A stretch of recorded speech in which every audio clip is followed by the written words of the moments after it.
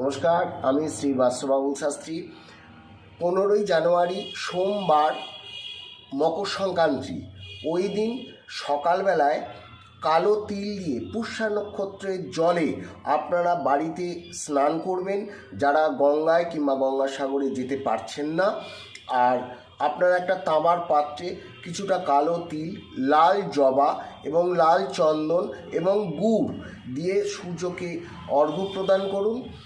আর আপনারা যারা আপনাদের বাড়িতে সেবা করে, নিত্য সেবা করে আপনাদের জন্য, তাদের কিছু অর্থ প্রদান করবেন, যেটা তারা চা খাবে। এইভাবে আপনারা তাদের কিছু দান ধ্যান করুন। অবশ্যই আপনাদের নাম, যশ, খ্যাতি এবং আপনাদের কোনো গুপ্ত পাপ থাকে যেগুলো আপনারা জানেন না, করে ফেলেন, সেইগুলো কিন্তু খণ্ডন হবে। ভালো থাকবেন, অন্যের